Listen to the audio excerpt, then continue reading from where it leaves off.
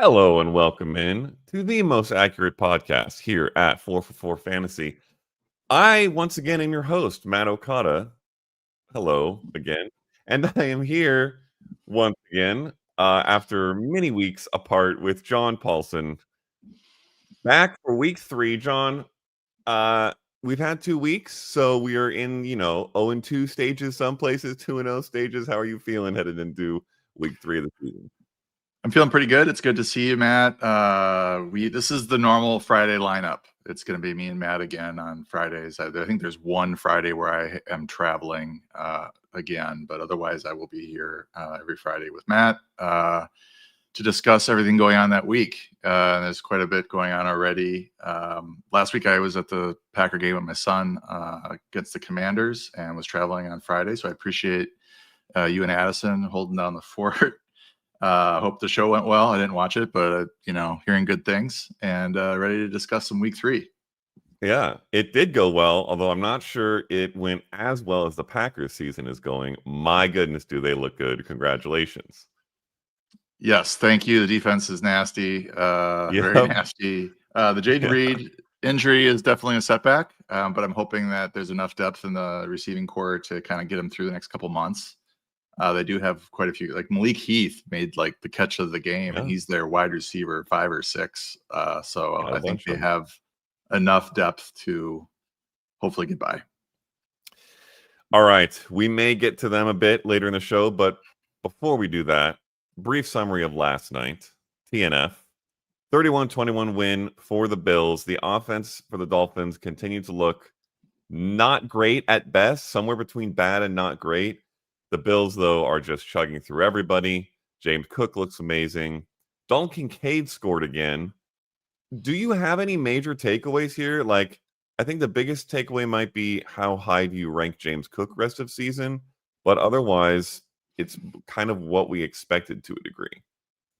Yeah, whenever James Cook does well, I smile because I think I have him on my Pros versus Joes team, and I was being criticized by Connor Allen. And I'd never, for that pick, thinking that it wasn't a very good pick. Touchdown regression was coming. So anytime I have a chance to point out that Connor was wrong on that one, I will do it. He's like RB1 right now. Like the overall RB1. So I think, you're probably ranking him along with the Bijans and the Saquon Barkleys and the, Derrick Henry's of the world at this point. He's dominating the touches, 19 carries, 3 catches. So he's got that massive workload that you want. And the takeaway that I have here, and I did write up Dalton. I don't really like Dalton Kincaid generally fantasy wise, but I did write him up this week as a sneaky start because his role seems to be growing a bit this year. He led the team in targets with 6, which isn't a ton, but it's good for a tight end. I mean, that's kind of what we're looking for, 6-7 targets if we can get those from a good quarterback. He almost caught a second touchdown. He had it in his hands. So it was almost a monster day. My only takeaway other than that is Ty Johnson has kind of moved ahead of Ray Davis, it appears, as the RB2 for Buffalo, and it's not a valuable role on a weekly basis, but it is something to monitor in case there is a James Cook injury. Like we might be seeing Ty Johnson in the lead role if this is a permanent type thing. Now they might go back to a sort of a committee with those two, Ray Davis and Ty Johnson, because Ray Davis did lead the backfield last year, if I remember correctly, with Cook sidelined. He had a big game, but right now Johnson is clearly ahead of him. I think it was a 15-4 snap ratio last night. So definitely clearly ahead Ty Johnson right now. Tyreek Hill and Jalen Waddle both scored, which saved their fantasy days. But how confident do you feel about starting them week to week moving forward? Briefly. Yeah, not confident at all. Okay. I mean, I saw that they jumped up 7-0. I watched that drive. I'm like, okay, maybe the Dolphins are going to get back into the swing of things. But, they end up with 21 points. You just look at the box score and you got Tua at 4.3 yards per attempt. That's terrible. A couple of touchdowns, 1 interception. Achane is like the only consistent contributor that's, fantasy wise doing it week in, week out. And he got touchdown vultured from him by Ollie Gordon, who had 9 carries. Something to monitor there as well. But Achane is, putting up good yardage every week. Tyreek Hill, 10 targets. Jaden Waddle, 6 targets. Achane, 9 targets. A very, very thin target tree right now for the Dolphins. Yeah. The Ollie Gordon Vulture situation, I agree, definitely something to monitor, because while Devon Achane is one of the most explosive between the 20s runners in the entire NFL, I think Ollie Gordon might have 50 pounds on him, roughly. So it makes a lot of sense to use him down near the goal line. If that continues, it could be tough for Achane's ceiling. Otherwise, Dolphins looking a little scary. But we will leave TNF in the past, move on to the weekend. Before we get to the news, reminder, if you want to hop into the chat with questions for the Q&A at the end of the show, do that. We would love to have questions. If you want your questions to be answered, the more top-level, deep question, trade stuff, anything like that you can ask, the better for us. If you have a one-to-one rankings question, it's much quicker and easier for you to check out John Paulson's rank. Well, he's over there. Check out John Paulson's rankings on the site, because then you can just look at the two guys you have and see which one's higher. It makes it very easy. All right. We got to open the news with what is by far the biggest storyline in the NFL heading into week 3, and that is the quarterback injuries. We've got Joe Burrow with a foot injury, a toe injury, that is undergoing surgery and expected to be out 3 months. I've seen at least 3 months a few places. I think it will be very contingent on how well they do while he's gone, whether he even comes back at all. But in his place, it's Jake Browning. I'm going to go through these, and then we'll get your takes, just so everybody knows the full picture. Justin Fields, out this week with a concussion. J.J. McCarthy has a high ankle sprain. He will be out for at least this week. Carson Wentz playing. Probably will miss some more time after that as well. Brock Purdy, who had a toe injury and was expected to be out 2 to 4 weeks, is actually a game time decision right now. So that one will be interesting to watch. I'll get your opinions there, but Mac Jones showed pretty well in Purdy's absence. And then Jaden Daniels is a big maybe with a knee injury. It's looking very likely Marcus Mariota will start for the Commanders. So those are the guys out, the guys in their place. How are you feeling about it? About any of these quarterbacks, but I don't expect you to be excited about any of them in a 1 QB league. More importantly, about their pass catching weapons. So right now, if you look at the rankings, I've got Jake Browning in, I've got Tyler Taylor in, I've got Carson Wentz in. I think those situations are very clear this week. I still have Mac Jones in. I'm just kind of waiting for word on Brock Purdy. And I still have Jaden Daniels in, and it's more like hoping he can play. I was waiting for today's practice, and it looks like he's not practicing. So he's starting to look doubtful, and I'll have to make that rankings adjustment later today. And I'm kind of waiting to see what the injury report says for him, whether or not, because he wasn't there for the media portion of practice. It doesn't mean he didn't end up practicing. So who am I excited about? I would say I'm most excited about Jake Browning and Mac Jones from a streaming standpoint. I think Jake Browning has proven himself to be a fantasy asset, a capable fantasy starter when he has had his opportunities to start. He had 7 starts back in 2023, averaged 267 yards passing, 1.57 passing touchdowns, while adding 12.6 rushing yards and 0.43 rushing touchdowns, which is 19 fantasy points per game. The one downside with him is that he has a high propensity to throw interceptions. So if you're in a league that is like -4 for interceptions, which I think is actually something that I like, the 6-point pass TD with -4 for the interceptions. That's the scoring I kind of favor right now. He's going to take a pretty big hit in that if he has one of his 2 or 3 interception games, which are pretty frequent in his past. So I don't know about this matchup with Minnesota. They've played better this week or this year against the pass than they had last year when they were pretty brutal. So I'm interested to see how the Bengals do. He obviously has 2 great receivers, a decent tight end core, et cetera. So he's in a pretty good spot. I've got him, I think, at 18 or 19. And then Mac Jones at 20. As you mentioned, played really well last week. Not surprising at all that backup quarterback comes into the San Francisco offense and does well. Kyle Shanahan picks guys that fit his system and gets them ready, and it's a very quarterback-friendly system. And we've seen it before with Sam Darnold and other players. So we'll see if he's the starter. If he is, he's pretty intriguing as a streamer against Arizona at home. But it could be Brock Purdy back in there. And as far as these other guys, I want to see what Carson Wentz does.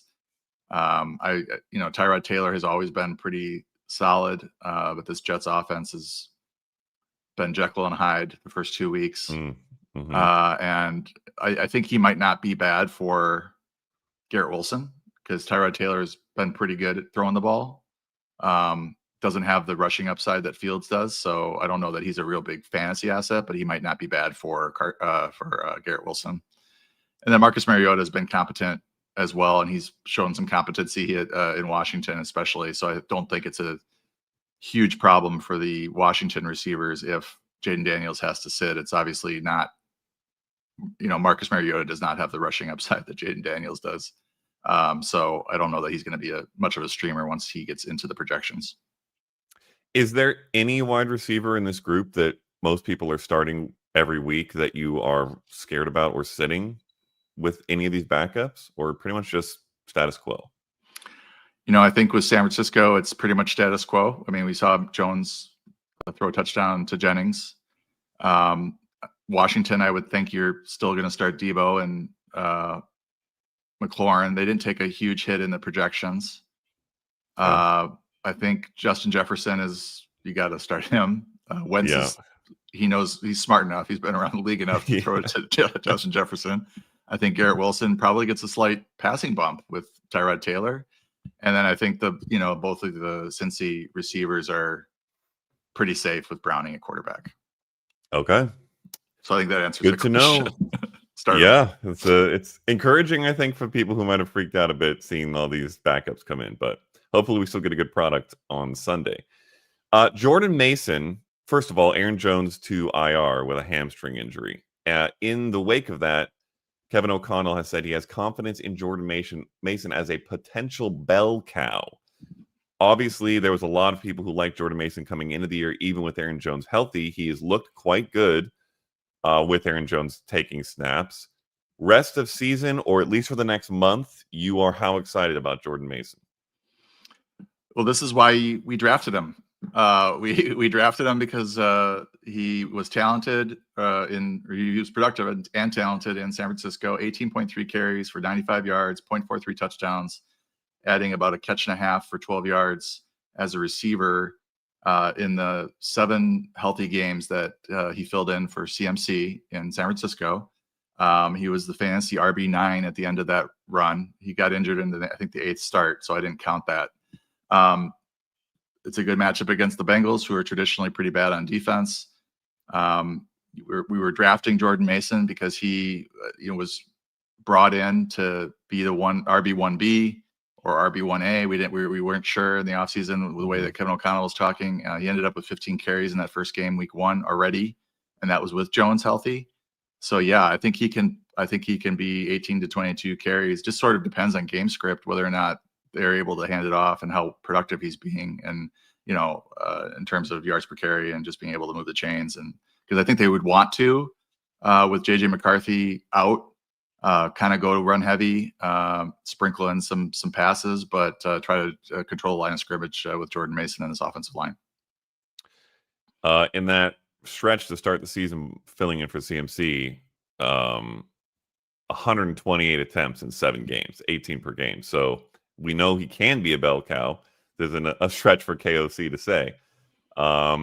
Looking very good. In Baltimore, Isaiah Likely is looking to return very soon. He's missed the first 2 games. Practice Thursday. I've not seen the report yet for Friday. This might not be quite as exciting or interesting if it was not for Mark Andrews doing absolutely nothing through 2 weeks. Do you feel like this is Andrews is washed and Likely is going to be a star? when he comes back, or is it just going to be a situation not to touch? How are you feeling about this? Well, I think this is Mark Andrews' absence. MIA is probably the biggest surprise for me in terms of like this first couple weeks, given the fact that Isaiah Likely has been out with Yeah. Andrews running all these routes and being out there for all this, because he is typically a very productive tight end.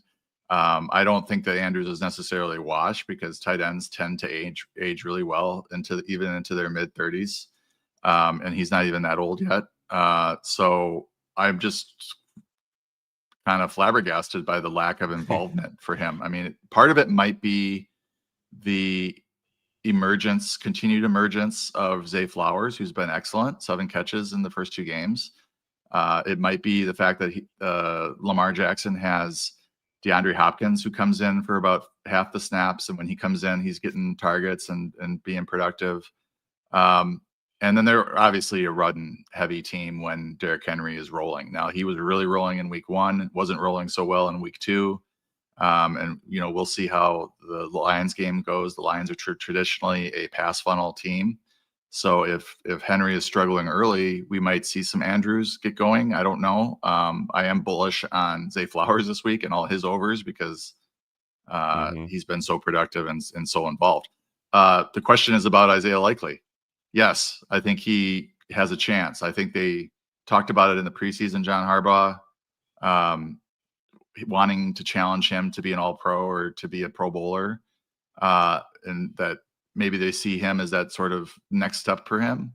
Certainly somebody to sort of stash if you are having any issues at tight end, because he's somebody that could come in and start demanding targets.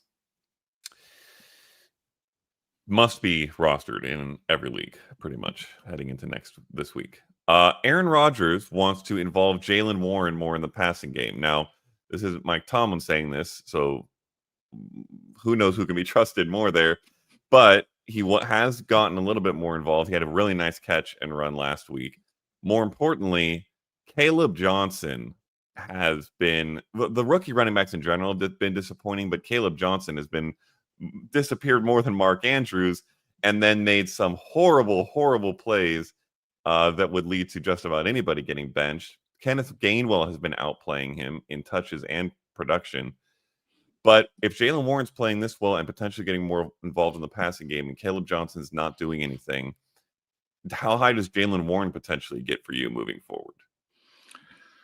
Yeah, I'm looking at last week's RBBC report on 4 for 4. I like to jump on that to look at the last, what happened. Why would they be saying, let's, get Warren more involved? Well, Gainwell had 5 targets, Warren had 4, and then the yardage is 16 for Gainwell and 86 for Warren. We always knew that Jaylen Warren was a good pass catching back. I mean, that's always been one of his strengths. So it makes sense. We're looking at a 18-8 touch disparity between these two. I mean, I think one of the big shocking things in week 1, and it wasn't so shocking if you looked at what was going on in the preseason, was that Kenneth Gainwell was ahead of Caleb Johnson. And it's probably going to take Gainwell kind of falling on his face at this point to really get Caleb Johnson some touches in games. And so far Gainwell's been fine. And he's experienced, and he's a good fill-in for Jaylen Warren when Warren needs a break right now. So Caleb, to me, it depends on sort of the league, like whether or not, I don't know if you're really asking, should we cut him? He's a stash in bigger leagues, I think, because, if there could be an injury here, and that might open the door for him. But if you're sitting there in a league where you've got 5 bench spots and he's eating one of them up, it just feels like there's going to be something better on the waiver wire that can help you, more immediately. And you still have a good shot to maybe get him back if there's a injury or a problem with Warren or with Gainwell. Yeah, it's been rough as an offensive player. And then if you watch the special team play last week, where he just bungled completely, mentally, physically, the opposing team scored a touchdown as a result. It was real bad. I can't see him getting much run in the coming weeks until he's paid his penance for that. Over in Las Vegas, Pete Carroll, quote, would like, end quote, to get Ashton Genty 20 carries per game. Now, he's the coach, so technically he can do what he wants, but also this team is not very good. So it's kind of tough to get your running back 20 carries a game. Also, of course, it's been really, really ugly for Genty these first couple of weeks, efficiency-wise, even when he has gotten the carries. So we were all hoping to see a bell cow Ashton Genty. We haven't entirely seen that. He saw a little more work in week 1, still wasn't good with it. Does this help you with any confidence in him? Do you expect him to kind of break out regardless because he's talented and highly picked, or is this becoming concerning for you? Well, I think he's good. The breakdowns I've seen of this running game fall more on the offensive line, like doing weird things and not blocking who they're supposed to be blocking. I think he's talented and will have a good NFL career. This is a 2-game situation right now, and you've got 35 touches, 30 carries for 81 yards. So obviously the yards per carry are terrible, but you're hoping that things sort of get organized. The nice thing is about the NFL teams is that they're addressing the same issues that we see. They're not like saying, "Oh, our running game is going great." Like they realize that it's not going well. I would say, looking at his upcoming schedule, and we don't have data yet from adjusted fantasy points allowed data yet from this season, which will roll out next week in week 4. But just looking at his upcoming schedule, Washington is 19th in that metric, Chicago 25th, Indianapolis 23rd, Tennessee 26th. So he does have a nice run of games where they can get things going, and it should start this week if they are addressing it and are going to improve along the offensive line there, because he had 38 yards in week 1 against New England, who's got not a great defense, but they're pretty bad against the pass, especially bad against the pass. And then 11 for 43 against the Chargers. I mean, 3.9 yards per carry wasn't a disaster. They're just not getting him enough carries because, games are not going well. To get a player 20 carries, there has to be pretty favorable. You have to be really committed, or you have to have pretty favorable game script. Yeah. Particularly frustrating that it is Zamir White and Dylan Laube getting the touches and the snaps, particularly last week. But we will see if Carroll can make this work moving forward. On the Packers front, you mentioned it at the top. Jaden Reed will be out the next few months, it looks like, with foot and clavicle surgery. The clavicle injury kind of gave him green light to get a foot surgery he had not gotten. I would have wanted to pick your brain about the Packers pass catching game regardless, but this now maybe opens a little bit of a window for something to stand out. The problem is so far, really nothing has stood out except maybe Tucker Kraft, who was amazing in week 2. Granted, he was not amazing in week 1, did manage to score a touchdown. So rest of season, or at least for this long stretch that Reed is out, what is your expectation? Is somebody going to step up? Is it just going to be the Jordan Love distribution show? Do you trust anyone? Trust is a strong word with the Packer passing game in general. I would absolutely trust Tucker Kraft if he had not tweaked his knee, and we just aren't sure what his status is going to be, if he's going to try to play through a bad knee injury or a sprain and try to gut it out, or typically the Packers medical staff is really conservative, and if somebody's not 100%, they don't let them play through unless it's like a playoff game or something and there's this do or die situation. So I still have him in the rankings. I have his production like dinged 35% because that's usually what we see with knee injuries the week after they're reported. But I'm waiting to see whether or not he's going to be active at all.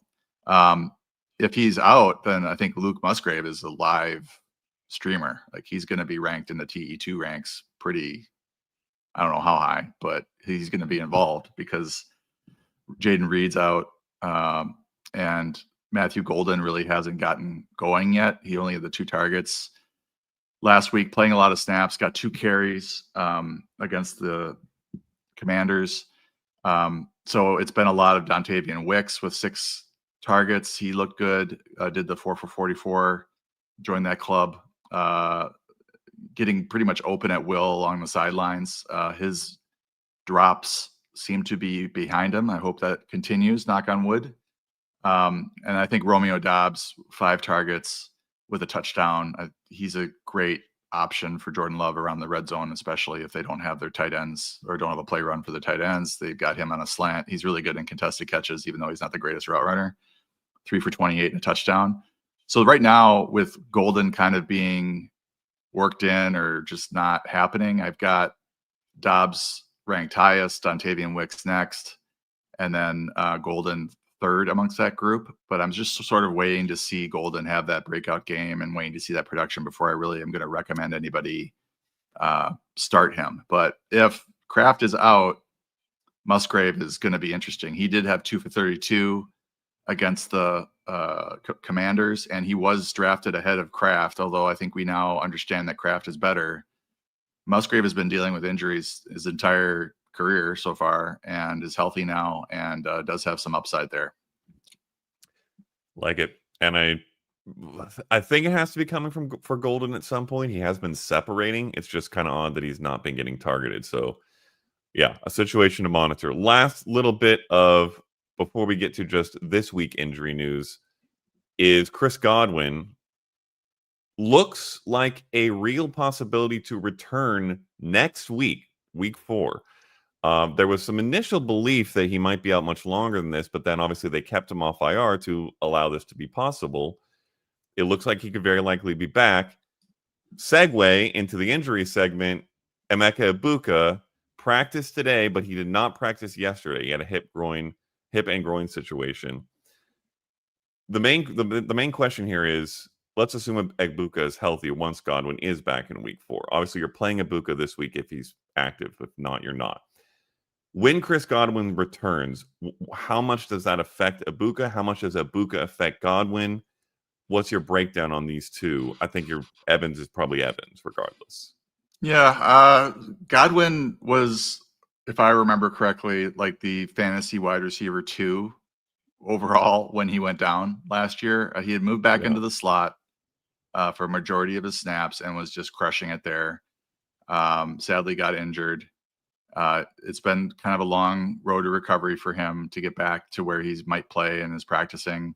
There was some questions about the quality of his rehab or in terms of like how well it was going because of like swollen ankle in the uniform pictures, like they were debuting their uniform pictures and he had this swollen ankle that was like in July or something. So it's good news that he's coming back. But I mean, I think with Egbuka there, the situation has changed because he's certainly better than what Jalen McMillan was doing for the Bucks last year.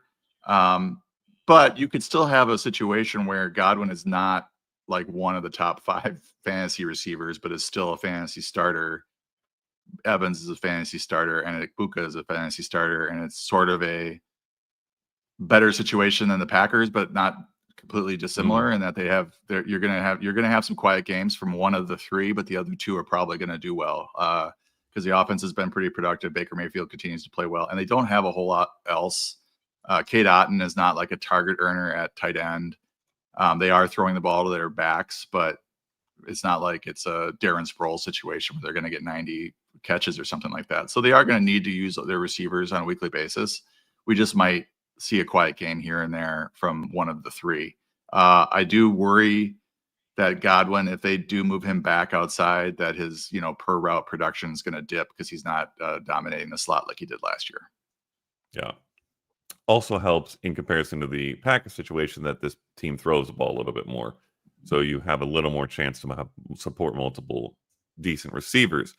Other stuff on the injury front. Evan Ingram did not practice yesterday. Have not yet seen today's report. He had a calf injury that he played through in week 2, was not very good. Now it's a back heading into week 3. So just banged up across the board. I had a lot of high hopes for Evan Ingram in this offense. We have not seen them materialize yet. But keep an eye on him if you were hoping to have him as your starting tight end, because whatever the injury he had last week has now transferred into something else. Zach Charbonnet did not practice yesterday as well, Thursday. This is a foot injury. He looks not expected to play. Kenneth Walker was much better in week 2. It's not hard to be much better because I believe Kenneth Walker averaged 0.7 yards per carry on a lot of carries. How high does Kenneth Walker get for you if Charbonnet is out and it's just a one-man show? Pretty high because there's just that risk of Charbonnet getting a hot start and perhaps taking over the backfield from that particular game just seems like very minimal. I mean, obviously if he's out, if he's in, then there's that chance of that happening. If it's not, then it's not going to be the Holani guy that they got as their RB3 right now. I think it's gonna, Walker is gonna get almost all the touches, I would think. And Ingram, we'll see. He's both of these players, West Coaster types, and they practice later, so we don't get the injury information this early on Friday. So, I think with Egbuka, if he's available, you probably start him. I don't like hip and groin injuries generally with receivers, but he's been so productive. I think you kind of have to start him through it. And then last bit here, Tyrone Tracy Jr. limited, at least yesterday, with a calf injury. In week 2, it looked like Cam Scadaboo kind of moved ahead of him in the pecking order. Now, that was a 1-game sample size, so we don't know that for sure by any means. But if Tracy is playing, are you playing him anywhere? And if Tracy is not playing, are you playing Scadaboo everywhere? I mean, I am the believer that Scadaboo has moved ahead of Tyrone Tracy in this backfield, and I'm a Scadaboo believer. He had the number 2 rush grade last year in college after Genty. Also a very good pass catcher. The one area where he kind of stinks is pass protection, pass blocking. I don't think he spent a lot of time working on that in college. I don't know that I would rank him super high if Tracy were out necessarily, because they do have Devin Singletary who could, just work into like an 8-touch role. And they probably don't want to overload Scadaboo, who's coming off of his own injuries. So, right now I have him at RB 31. Kansas City traditionally is a bad matchup for running backs. But I think he would pop up a little bit in the rankings if Tracy were out. I don't think it would be too high.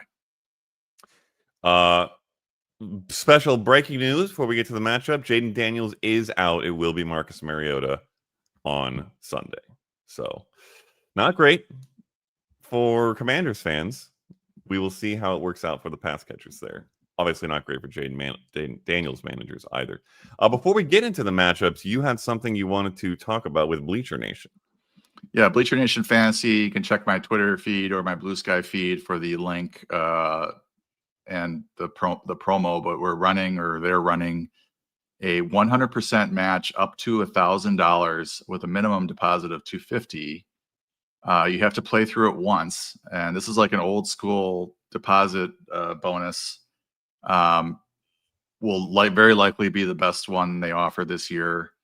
So if you're interested in getting in, it's a prize picks type game, pick'em game where you have to pick 2 to go above or below their number, and you win some money. And then the more you pick on your card, the more the payout is. So they're also running, I think, a bonus play right now as well, which is not a free play, but it's a very appealing line. I don't know which one it is at the moment, but the point I wanted to get across was this $1,000 deposit match.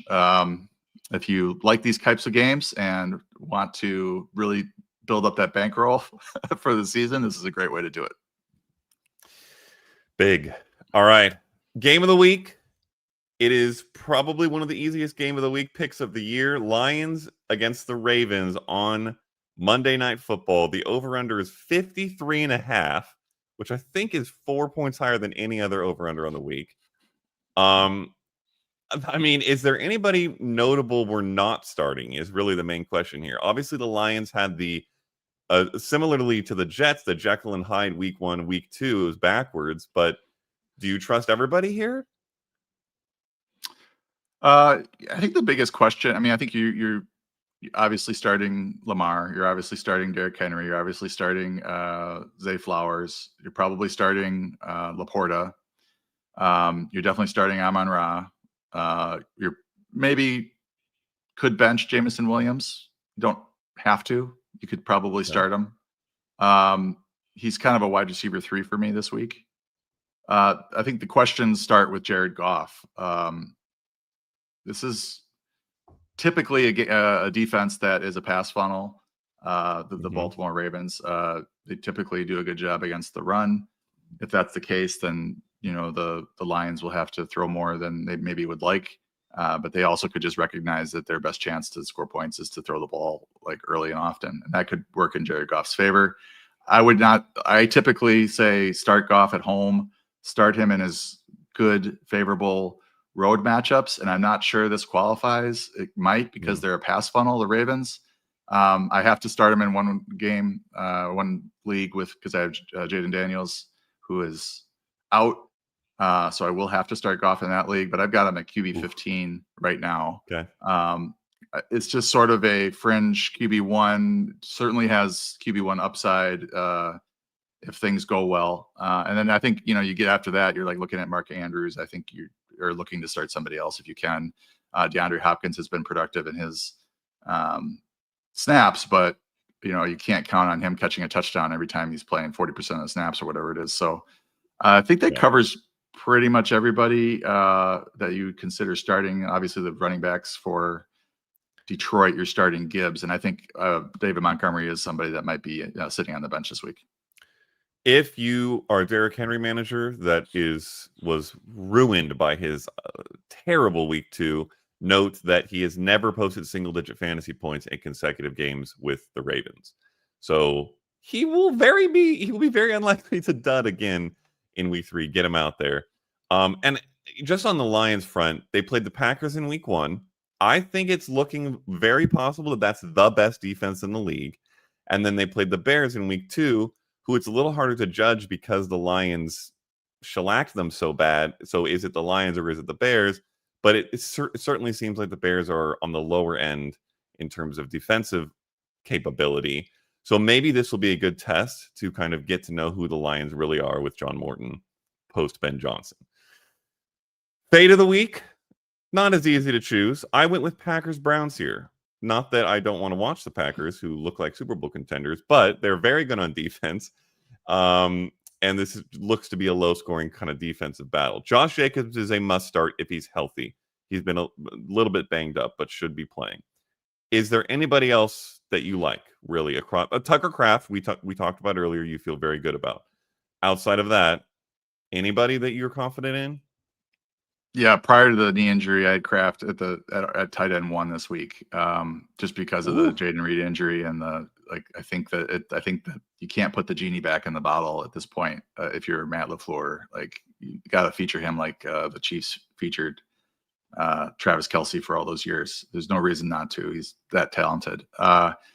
So the rest of these guys, it's like, I think what's going to happen is either the Packers are going to run the ball better than expected against the Browns, who are like 1 or 2 right now and fewest rushing yards. Like, they have a really good rush defense through 2 weeks. Maybe the Packer running game is going to be able to kind of buck that trend, because they would like to, I think, not necessarily be a run heavy team, but they want to be balanced. But they may struggle with Jacobs early and determine that their best chance to win the game is to, cut Jordan Love loose and just have him utilize all these weapons that he has left to score fantasy points. So I do think that Jordan Love is a solid start. He's a QB 14. It's not an elite matchup for him, but I don't think it's a terrible matchup given the fact that the Browns are so good against the run. And then, I think Dobbs and Wicks are like, you're in a pinch, wide receiver 4 flex options. You're not looking to start them, but they're going to run some routes. And like I said, this could turn into a passing game for the Packers. And then for the Browns, I'm really worried about the passing game. Watching Joe Flacco try to avoid the Ravens pass rush, I can't imagine what's going to happen this week against the Packers. They're nasty, and it is a road game now, so they won't necessarily have the benefit of all the noise that they did at Lambeau. But I have a feeling that the Packer fan base is going to travel pretty well to Cleveland and show up. So there might be some more noise there than people think. I just don't think, this is normally, I'm like, okay, Flacco's going to get to his 250 yards passing, and Cedric Tillman's a sleeper, but I am trying to avoid really any of the Browns right now until we see, I mean, there's a chance that maybe the Packers are not going to be as good a defense as we think, but right now it looks really tough. I do think that Judkins is going to be the RB1 pretty quickly based on his usage last week. Like they were very quickly turning him or giving him the keys. It looks like it's him and Sampson for the most part. Maybe the tight ends show up because they have to get the ball out quick and they're going to run a bunch of little routes to Njoku and Fannin. But I don't have really any confidence in really anyone in the Cleveland offense. Yeah, I think that might be the case against the Packers much of this season because they are terrifying. All right, we will get into some positional breakdowns here. As you mentioned earlier, don't have the updated adjusted fantasy points against. So this is more off vibes than specifically the top points allowed or bottom points allowed. But start with quarterback. The most interesting duo, I would say, is in the same game. That is Dak Prescott and Caleb Williams going up against each other, and the defenses that so far have been very porous to opposing passing attacks. Are both of these guys borderline starts, must starts for you? Where do they fall? They're up there. Caleb Williams at 9, Dak Prescott at 6. So, you'd have to be pretty loaded at quarterback not to be starting one of these guys. You might have Dak and Caleb and have to make that decision. But yeah, I don't know if it's a sneaky shootout or if it's just an obvious shootout. Like this could turn into, with these defenses, this could turn into a shootout pretty quickly. Yeah, probably my favorite game of the week. Should be very fun. On the quote unquote bad side, CJ Stroud and Trevor Lawrence. This is maybe half about how they've played and half about these defenses, which have looked okay. The Texans haven't looked maybe quite as good as we expected, but that was elite. And the Jaguars have looked better than expected, but that was not very good. I would argue on those two fronts. But the quarterbacks have both been really struggling. And then Matthew Stafford gets the Eagles. Never fun to go up against Philly. And Bo Nix and Justin Herbert face off. Justin Herbert's been great. That's the same game, Broncos versus Chargers. And both those defenses are very strong, especially against the pass. Any of these guys crack either starting lineups or confidence for you in week 3?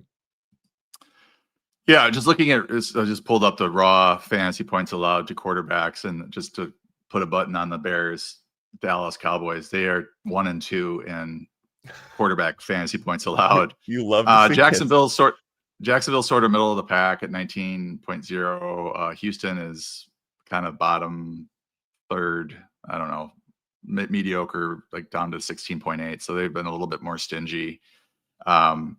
Philly's at 15.5. The Rams are at 9.8. But some of this has to do with the opponents they've had, and that's why we use adjusted fantasy points allowed typically. So we will get that next week, and I'm excited about that.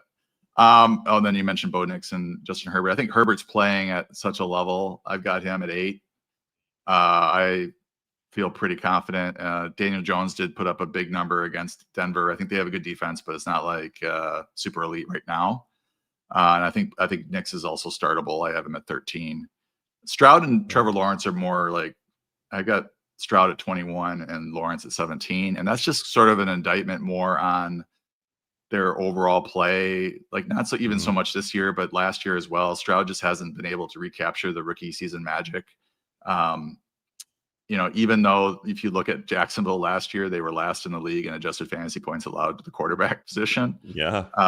Like it is on paper, like if you're looking at that metric, a good matchup, but I don't have much confidence that I'd rather start like a Jake Browning than CJ Stroud. All right. At the running back position, Ramondre Stevenson / Travion Henderson get the Steelers. The Steelers have looked pretty bad against the run so far, but this situation obviously a little tenuous between these two guys. Kenneth Walker III, who we hit earlier, he gets the Saints if there's no Zach Charbonnet, also potentially a good matchup. We talked a little bit about how excited you are for him. And then Jaylen Warren, who we talked about maybe getting some increased touches, particularly in the passing game, gets the Patriots, who have been soft against the run so far. Mainly the Patriots question here, but also do the other two for sure crack RB2 range for you? Yeah, I'm looking at fantasy points allowed. Pittsburgh 4th in raw fantasy points allowed to the running back position. I don't know how this backfield is going to shake out on a weekly basis. I just have a feeling like if Henderson rips a long run early, that he might end up seeing more touches than Stevenson. But right now, it does appear that Ramondre Stevenson is ahead of Henderson right now in terms of the pecking order, and is going to have more opportunities. On the flip side, with Jalen Warren, the Patriots are sort of middle of the road in fantasy points allowed to the running back position. They've only given up 84 rushing yards so far, but they have given up 112 receiving yards, which is the fourth most receiving yards allowed to the running back position. So this whole Jalen Warren could make more of a dent as a receiver this week. It certainly could happen here. I mean, the Patriots have allowed 84 yards on 34 carries so far, which is interesting. So they played, I don't remember who they played in week 1, but they played Miami last week. Is that correct? Raiders in week 1. Raiders in week 1. So we've got a couple of sort of struggling running games, I think. So I think these matchups make these guys, startable in, I think Walker for sure is a good start. Warren is a pretty good start, low end RB2. And then I think the Patriot running backs are more flex plays because you just really can't parse out how that's going to play out on a weekly basis yet until we have some more data in terms of the touches for those two. Yeah, really would like to see Travion take over there because it would make things a lot easier. As long as Ramondre is leading in touches and Travion is looking more efficient, it's going to be really confusing week to week to pick between the two. On the bad, quote unquote, bad side of the running back picture, Kyron Williams, who is looking a little iffy with Blake Corum getting involved, maybe not getting as many touches as we would like for Kyron, although I think the Rams are happy with that. He gets the Eagles. Chase Brown is going up against the Vikings, obviously with Jake Browning at quarterback, which is worth noting. And this is probably largely touchdown dependent based off the research I did.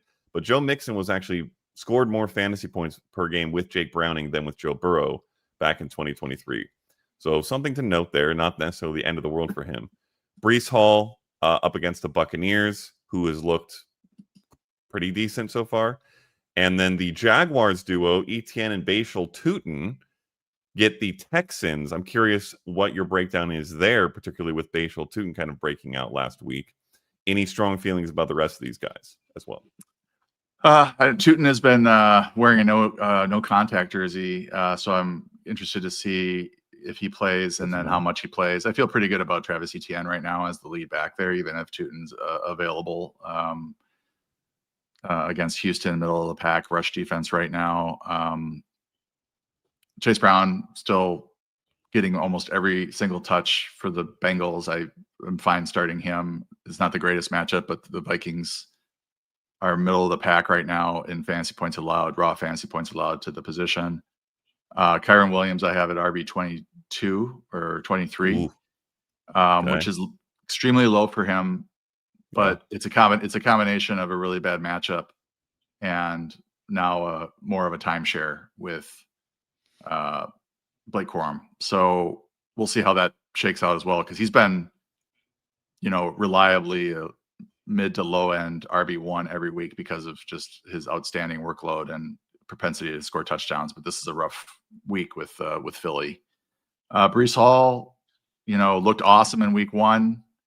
I was touting the overs in week 2, the Moors, I guess we're supposed to call them in week 2 on the pick'ems, but he did not deliver. That Jets offense looked brutal in week 2 after looking amazing in week 1. I don't know if it was a function of the defenses, Steelers defense just not being very good and the Bills defense being a lot better than expected. So I've got him, in a lead back role, but low end RB2 this week. I mean, he's just sort of settling into that where he's around Chuba Hubbard, James Conner, Tony Pollard, etc. Not looking like an elite high end RB2 or low end RB1.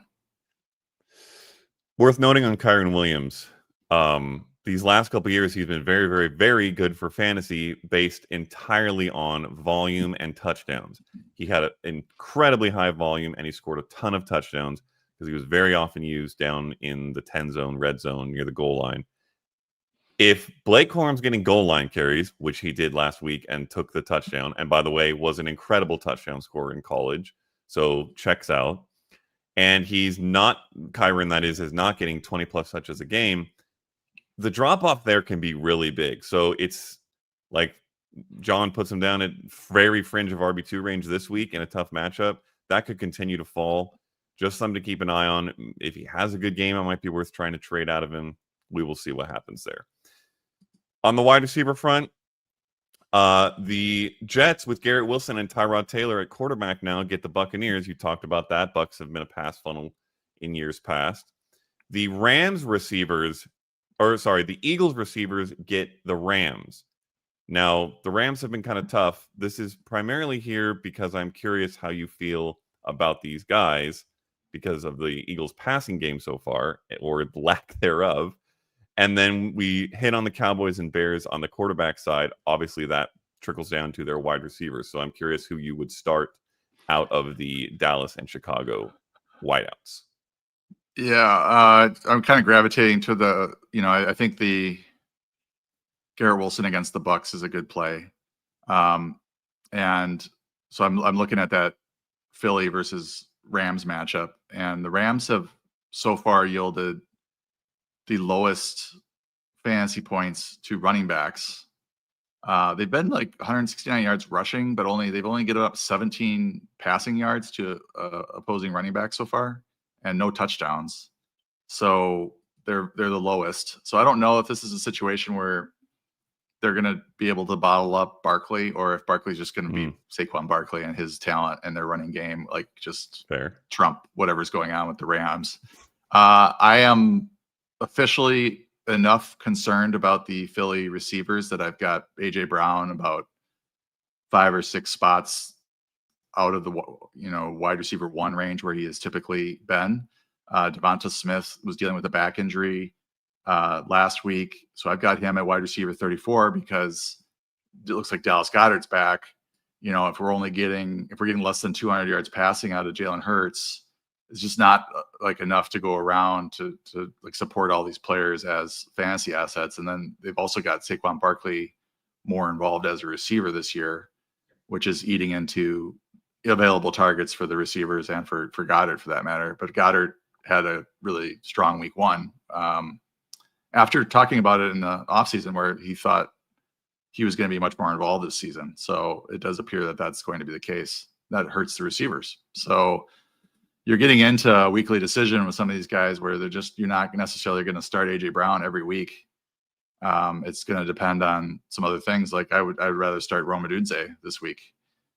So he's a player that you might have with AJ Brown, and you're like, okay, yeah, I'm going to go to this guy who's really emerging in this, high scoring game with Dallas and Chicago. So, yeah, I think George Pickens is on the fringe, probably starting him.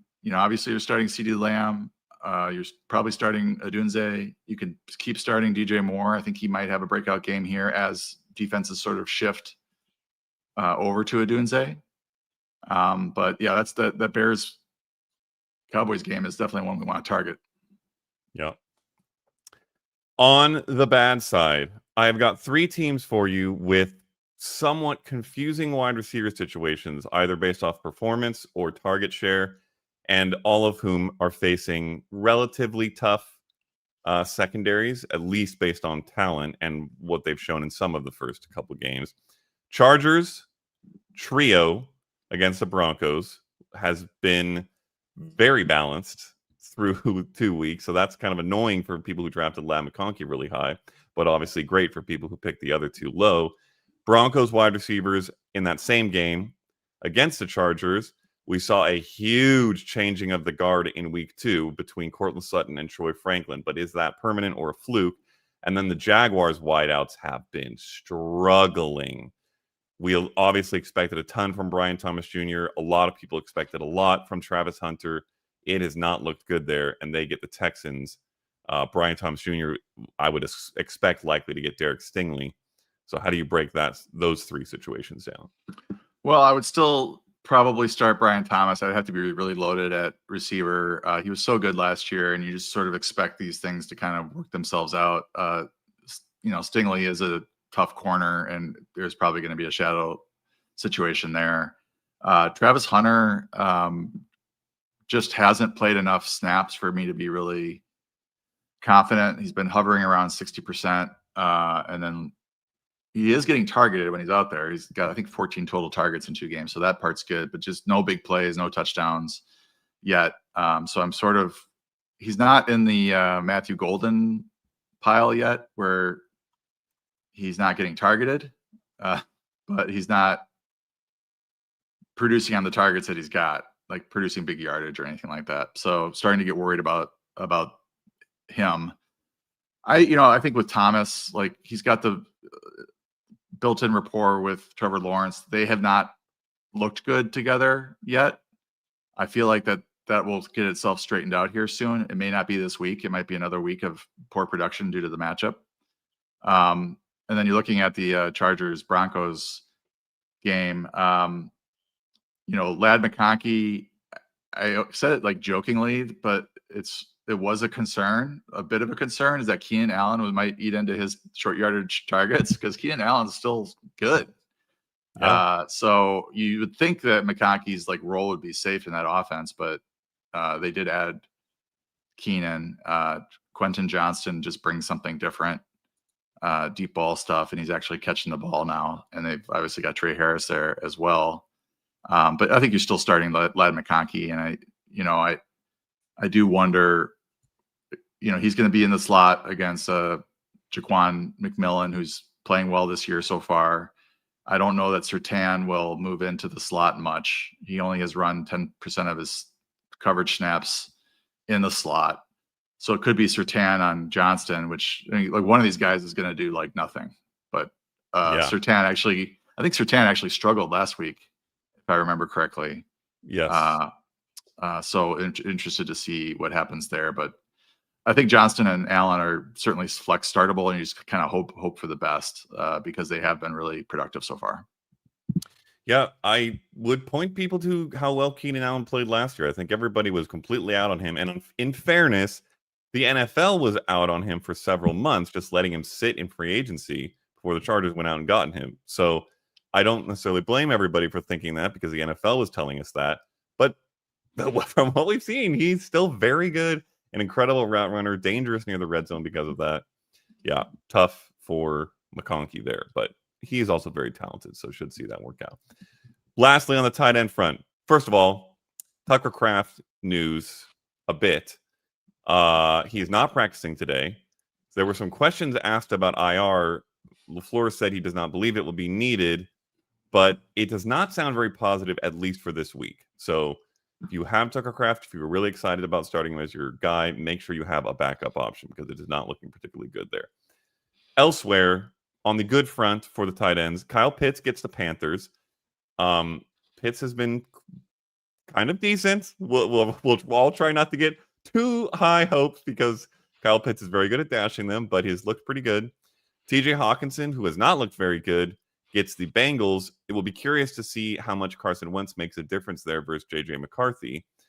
Zach Ertz, who has scored a ton of touchdowns in his last several games going back to last year, gets the Raiders, and Jake Ferguson in that Cowboys-Bears game might be an intriguing play. All these guys are kind of somewhere near the fringe typically. Maybe Hawkinson we expected to be higher. So who cracks your starting range this week? Yeah, and I would just comment on the Kraft thing. I did see in the chat somebody saying IR is in the conversation for Kraft, but the report I'm seeing is that it's not being considered. And that's LaFleur saying this. So they don't usually lie. They usually are like, will give low information, but if he says, IR isn't being considered, I take him at his word. We'll know if he's put on IR, before Sunday's game.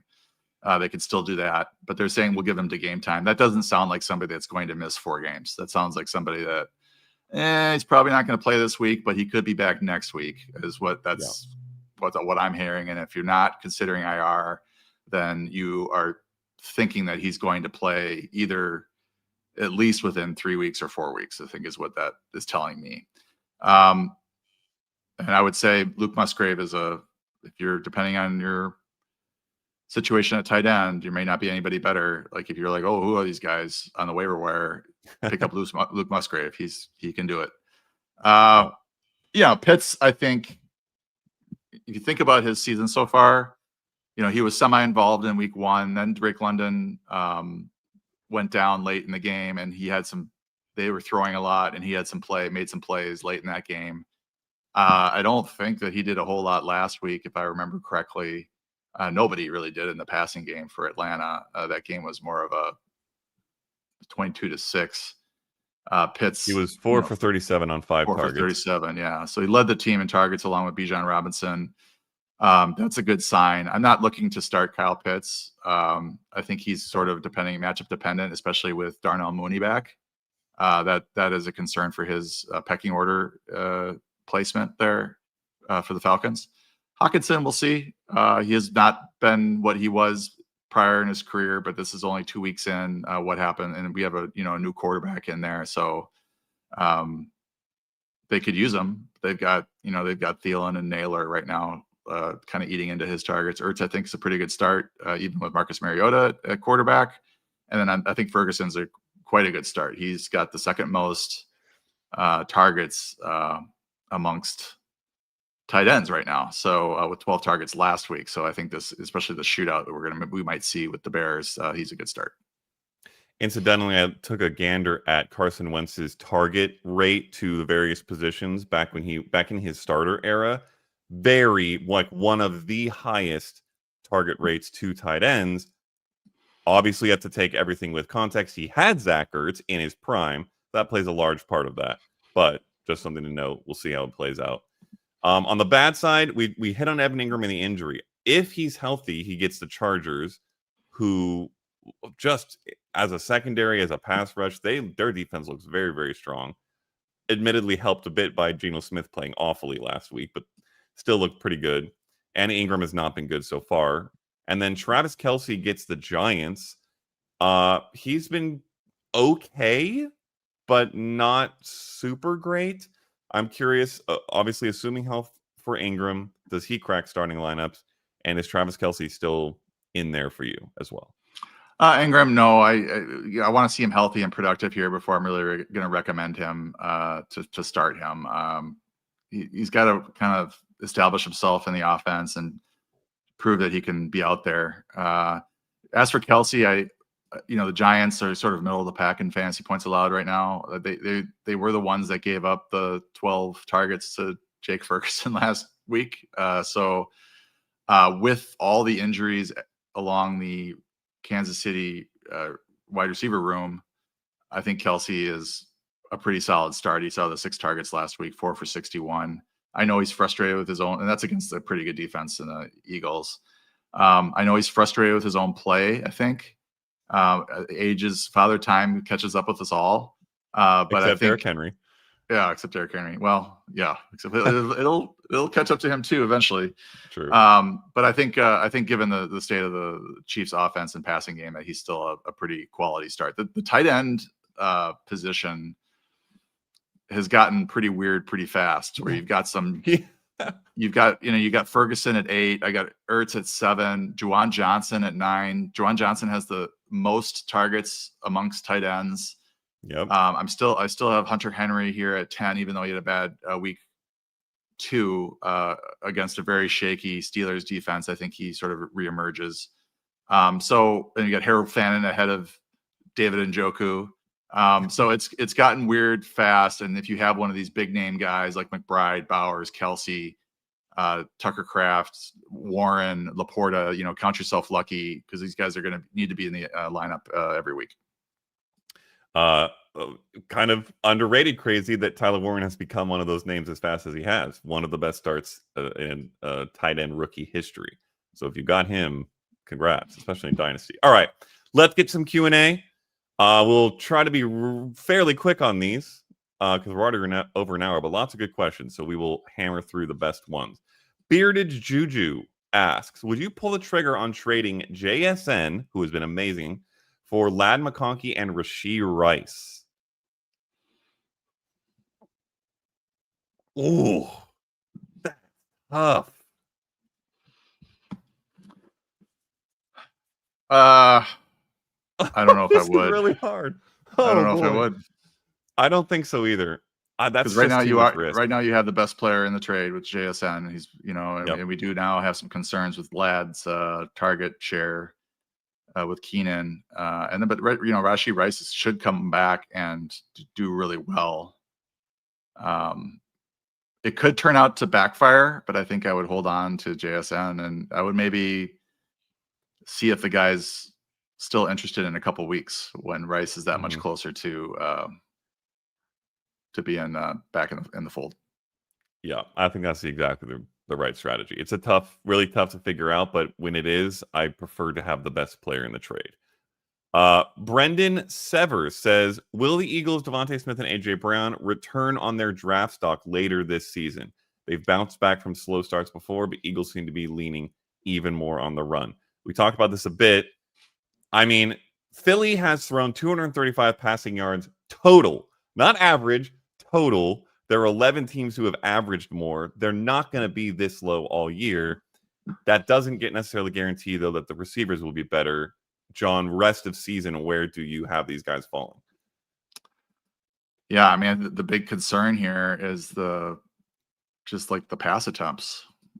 The Eagles have the third fewest, 45 through 3 games. Yards are really low. Can you name the 2 teams that have fewer pass attempts? Off the top of my head, I could not. I can't believe there are any. The Jets, 44. Checks out. Okay. And the Vikings with 41. Surprising. Which is surprising. Yeah. All 3 of those teams are under 300 yards total under 270 yards total in passing so far. So, this has to, I think part of it is how well they're doing in the game scripts. They just haven't needed to really open up the passing game. And you would with the new offensive coordinator there, you'd like to see more balance and all that. But we're just right now, they're really leaning into the run. Third in the league in rush attempts with 72. And that includes the Bills, being behind the Bills, who, are being counted right now with 3 games. So they're basically, prior to this week, we're tied for first in rush attempts. And you can understand it. They've got Jalen Hurts, they've got Saquon Barkley, and they're winning games. So, yep. I think long term, you think you get these guys involved. I probably have more confidence in AJ Brown because he's a squeakier wheel than Devonta Smith, and then things are going to eventually kind of blow up, and there's going to be some onus placed on getting the passing game going, because I don't think they can run their way to the Super Bowl. They're going to have to, at some point, show some ability to pass the ball. Otherwise, teams will be able to load up the box and stop them. Yeah, I did some research this week. The last time somebody averaged less than 180 yards a game and had 10 plus wins, which I think we all expect the Eagles to have, was all the way back in 2005 with the Bears. So they're going to get up from here. 180 is not great, but it's better than 116, I think is where they're at, something like that per game. So it will get better, TBD, if it will return on draft stock, which was the question. Brendan says, PPR, would you trade A.J. Brown and Tyrone Tracy for Ted McMillan and DeAndre Swift? The roster, while you think, is ETN, Bucky Irving, Chase, I assume that's Brown, Tyler Algier, Rashad White, DJ Giddens on the bench. And then receivers are Marvin Harrison, Garrett Wilson, Emeka Ibuka, Alec Manor, and Christian Kirk. I think I would, because of the upgrade you're getting at running back. It looks like Tyrone Tracy is the backup to Scadaboo. That's at least my take today on Friday, September 19th. It could change. But I'm a believer in Scadaboo being the better back of the two. I don't think Tracy's bad. I just think Scadaboo is a better talent. And we've already seen last week that the Giants apparently thought that against the Cowboys. So now you're getting that upgrade, and you're looking at AJ Brown and Ted McMillan and saying, is that downgrade enough to not justify this upgrade from Tracy to Swift? And I don't think it's. I think right now the questions we have about AJ Brown, we have a rookie, receiver. I mean, right now Ted McMillan is averaging 8.4 half PPR fantasy points per game. That's nothing to write home about, but at least he's being targeted and he's a big part of this offense. AJ Brown averaging 1.8 right now. Just target differential 4.5 for AJ Brown, 9.5 for Ted McMillan. Yeah. I think I would do that because you are getting enough of a, even if you are getting a downgrade at receiver, which I think on paper, if you look at this prior to the season, you are trading away a third round receiver for a fifth round receiver. You are getting a pretty sizable upgrade at running back, because Swift has been the primary back for the Bears, and he's looked pretty good. Yeah, I agree completely. I would absolutely smash this trade. I don't know that AJ Brown to Ted McMillan is a downgrade rest of season, particularly with the fact that rookie wide receivers especially tend to get better as the year goes on. Samuel Burks with a very interesting question. I drafted Joe Burrow and also George Kittle, moved Burrow to the IR slot this week and Kittle to a bench slot, but is holding Burrow worth it, or should I drop him and move Kittle to the IR? And later notes that he has Drake May and Kyler Murray. Obviously, if this was a 1 week absence for Joe Burrow, you're probably not dropping him. But it's a 3-month absence with the potential to not return at all. Are you just moving on and streaming between other guys? I'm moving on, especially when you have these two options at your disposal. Like for Joe Burrow to come back in December and like hurt you, a number of things have to happen. The Bengals have to be in the playoff hunt, which is debatable. They're in a pretty tough division. He's got to come back and like be Joe Burrow in December, which, a long layoff, coming back and tearing it up. So I think I would want that roster slot. Now, if you were sitting there and your only quarterback was Matthew Stafford, maybe you hold on and just pray that you can make the playoffs and then Burrow can come and save you. But you have Drake May and Kyler Murray, who are, low end QB1, high end QB2 types, and you can play the best matchup there. And now you have an extra roster spot where if you want to pick up Browning or somebody, also who emerges as a third option, because you're just trying to maximize the points at the quarterback position where after you lost your guy. Yeah, agree there. Feels like the right choice, unfortunately. George C. asks, should I trade Tony Pollard and Xavier Worthy, who has a chance to be back, for Breece Hall and Ricky Pearsall, half PPR? Pollard has been getting a lot of work, has not been particularly efficient. Yeah, I mean, I think I would value Pollard and Breece Hall pretty similarly right now. Pollard has been getting all the touches, but no touchdowns. I feel like maybe Breece Hall has a little bit more upside, especially with Tyjae Spears coming back. So yeah, I do have Hall a few spots ahead of Pollard in the rest of season rankings. And I think with Pearsall and Worthy, I would rather have Pearsall. I think in the short term, if Worthy's back like immediately, he could probably outscore Pearsall. But once Rashee Rice comes back, I don't know what Worthy's role is going to be. And is it going to be more than Pearsall, who we know is a good route runner? Maybe takes a backseat to Jawan Jennings, but we also thought, I think 2 weeks ago, that Pearsall was the wide receiver 1 in San Francisco. So it is debatable there. So I think I would go with the Breece and Pearsall side. Yeah, I'm very high on Pearsall and very low on Worthy personally, so it's an easy call for me, but I would agree with John's breakdown as well. Samuel Burks with a question that is not difficult to answer, unlike some of these, but it is worth talking about. Is trading Omarion Hampton, and Quinshon Judkins for DeAndre Swift a trade worth making? There's some notes about the points, but it does not matter. Unless I'm crazy here, John, you are not making this trade. However, it is worth questioning or asking you, because we haven't talked about it, Omarion Hampton, what are we going to expect there? Because he has been not good to start this. Among the many rookie running backs who have not been good, he has been particularly frustrating for fantasy. I would not make this trade just based on not necessarily Hampton and his upside, but the Browns almost immediately giving the RB1 job to Judkins. And we were fairly bullish on his talent in the Browns running game prior to all his mess in the offseason. And then you'd also having to also give up Hampton and his upside potentially in the Chargers offense. Once they figure things out, they have a really good coach there. Who's had a lot of success running the ball over the years. I think that they get it going. And it might be Najee Harris that gets it going, but it might be Hampton as well. They drafted him really early, and we'll give him every opportunity to be the guy. Agree.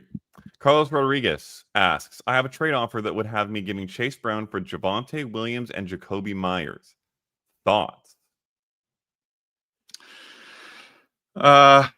I would be a little reluctant to do the running back side of this trade. I know Javonte has had a good start. I think if you're hurting at receiver and you need like a wide receiver 2-3 type consistently, and I could see it. Chase Brown has not run particularly well. The Bengals running game is not going well, but his touches have all been there. And I would say Javonte has really played like above his head, or perhaps this is where he is now in an offense that he is getting the bell cow type touches. I don't hate this trade, but like if you had asked me this after the draft, I would have been like, no, what are we doing? But that just shows you how much better Javonte has been than his draft position. And he has outscored Chase Brown in the first 2 weeks. He's one of the top 2 or 3 running backs. So if you believe it and need a receiver, I don't hate it, because, Chase Brown might not be the Chase Brown we thought he would be with Burrow out. I know you mentioned that Joe Mixon did score more fantasy points with Browning than without. So there's a potential for that, but it's not like Chase Brown and the running game are really rolling for the Bengals. So I could see it if you want to shore up your receivers. I wouldn't talk you out of it. I think this really does depend on what the rest of your roster looks like and whether Jacoby Myers is going to be a consistent starter in a PPR league, ideally a deep one. If that's all the context, I think it's definitely worth considering. Javonte Williams looks good. Like, if you said if you asked me after the draft, if you had asked me after week 1, I would have said, no, don't do this, because Javonte just scored a couple touchdowns but didn't look that necessarily that great or that explosive. But he looked much better in week 2. I think he might be rediscovering his old, really college self, and could be very, very valuable rest of the season. So it's close. LeBron's, would you trade Rashid Shaheed, Dak Prescott, and RJ Harvey for DeAndre Swift and his handcuff with Darnell Mooney? Has Josh Allen and drafted Dak as a backup, so no real concerns there. Need RB help.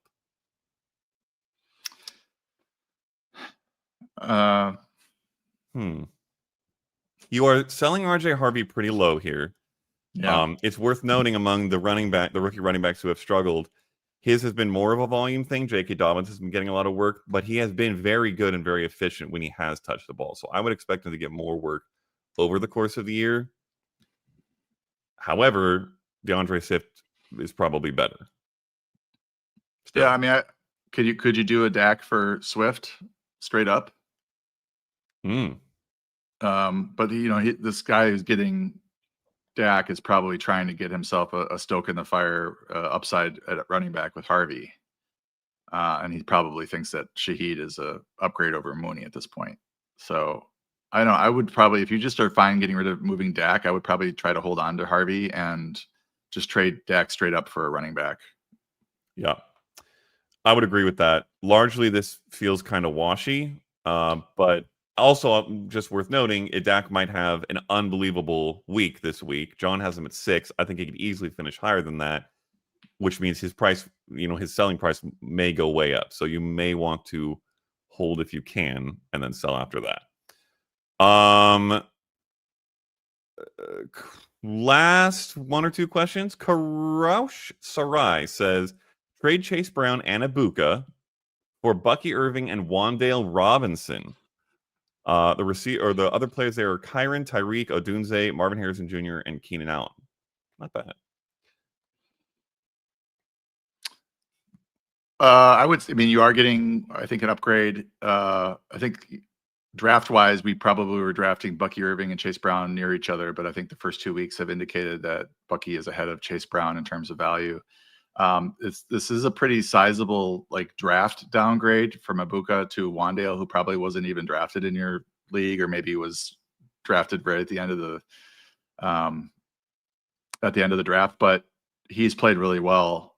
And there is an argument to be made that with Chris Godwin coming back, Ibuka's seen his best production in the first 2 weeks. So I don't know that I'm a believer yet in Wandale Robinson, but another good week. They are targeting him deeper down the field. There was concern about his running his routes where Russell Wilson, who's too short to see over the middle, would be able to find him, but that hasn't been the case. I don't hate it. I don't know if I would do it though. What do you think?